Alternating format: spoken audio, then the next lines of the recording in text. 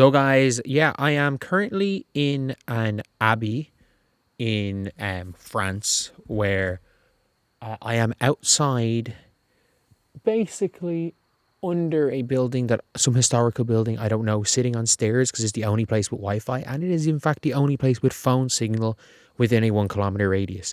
I've been walking and walking and walking and walking and walking to try find somewhere that had any sort of Wi-Fi or phone signal.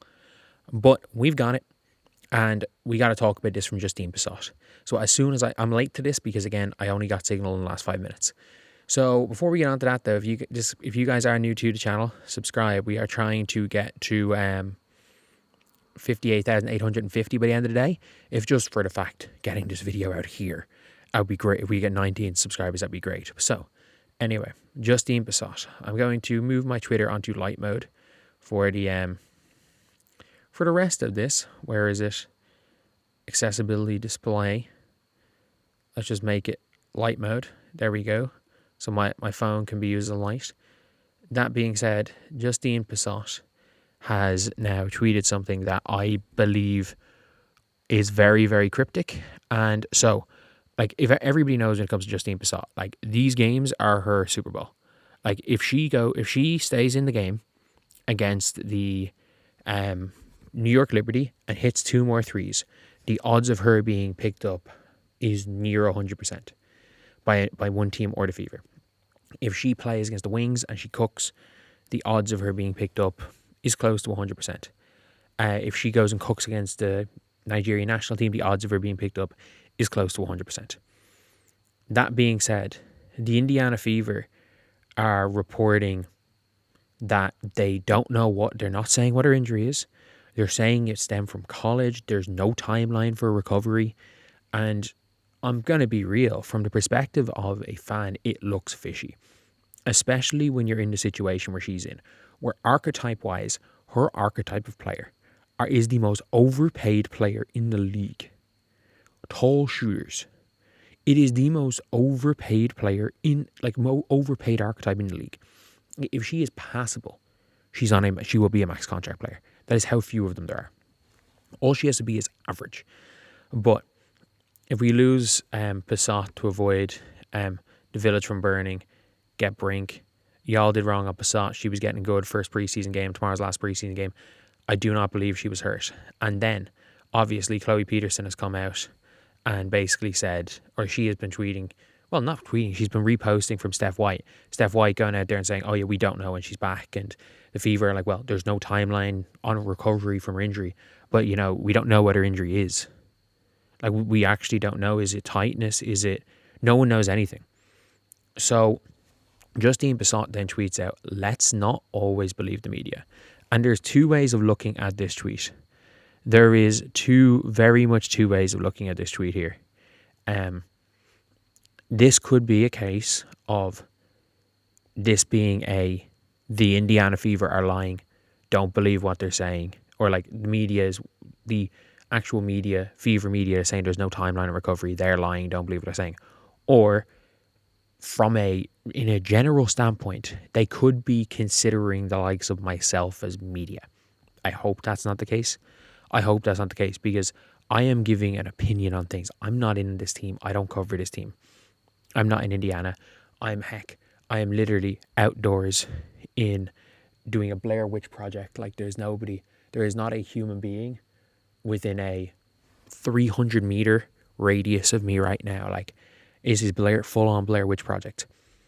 I just react to things. So what I am hoping is that she's basically saying to not believe the likes of myself, the likes of people that are covering this and like, oh, they don't know what's going on, because we actually don't. We don't. I don't think any of us claim to, but it just looks fishy. Like, she hits 2 threes, gets pulled immediately from the game, had gone coast to coast 45 seconds earlier, looked and was sprinting, going coast to coast, and it hit 2 threes in a row, and immediately gets pulled, and then practices the next day, ends that practice by saying, I want to make a 12-player roster, not the Fever's 12-player roster, a 12-player roster. And immediately after that, she's not seen from again. She has a mysterious leg injury. She did not practice the next day. She had a mysterious leg injury after that. It looks fishy. All I can say is even if we are completely wrong and she is actually hurt, it looks fishy. It looks fishy. But if you're looking at the responses like, let me edit this for you, let's not always believe the Fever organisation, I have trust issues on them. I believe this. Everyone is. Block out the nonsense, don't entertain it, it's clickbait YouTubers. And that's the thing where it's like, people are responding to this, being like, okay,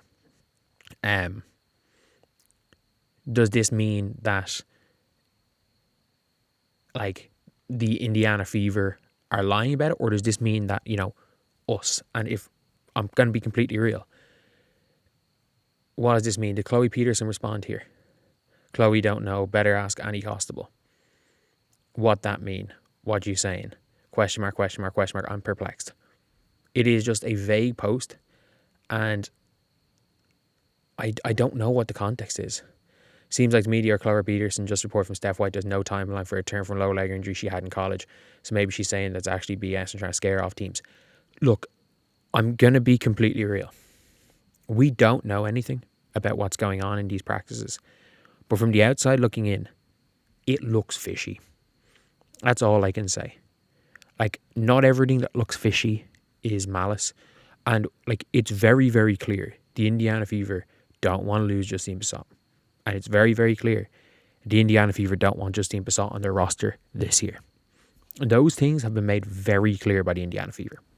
That they have no intention of calling Justine Pissott onto the team.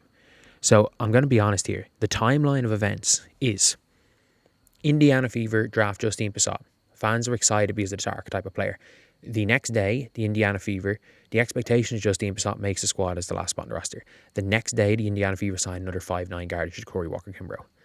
Then, 2 or 3 days later, they sign her to a developmental deal, which is up tomorrow.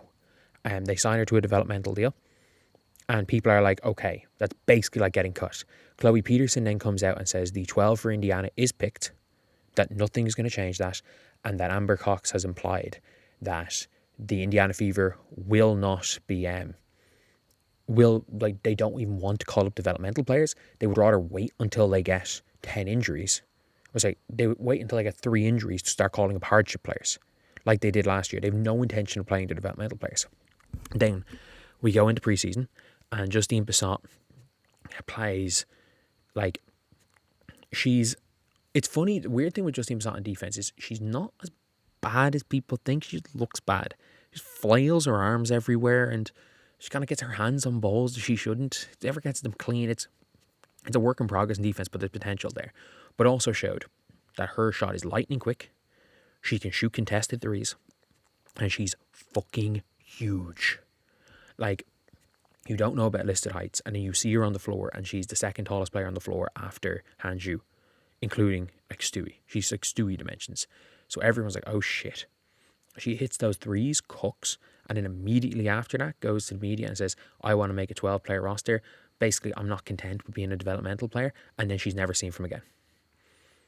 If we are jumping to conclusions, then okay. Like, I'll admit fault. But it looks fishy. That timeline of events looks fishy. And we can all, I think everyone, I'd say when it comes down to it, even if it turns out she's actually injured, people probably in the organisation are like, yeah, man. Like, anyone smart is like, yeah, you know, from the outside, this does look kind of fishy. Like, it all adds up in she's being hidden. Because that is immediately what I said when she got pulled after hitting 2 threes is the Fever hiding her. And before the Liberty game, I said, if she starts cooking, the Fever are going to sub her off. The Fever are going to stop playing her if she starts cooking. She started cooking, they subbed her off. And then I was like, they're hiding her. And then suddenly that conversation happens where it's basically that she's not content. Look, my hope is that let's not believe the media, is that the Fever organisation have her best interest at heart, and the media is us who I don't, like, we are not sources. Like, I am not a source. I mean that. I am somebody that sometimes that will get information from a source to you quickest on the YouTube platform. I am not a source. I am not a primary source. I am not a secondary source. I am not a source. I am a person who talks about the sport, has an opinion about the sport, does not know anything about these teams, and that's the way I like it. Because there is a level of, I'll say there's a level of delicacy. Like, you have to be delicate with certain topics when you are, or heck, even if you have a bigger platform than me. I don't have, like, 10,000 people watch my videos at max. Like, I don't have the platform, nor am I a first-hand source. So anyway, yeah, that's the video. See you guys.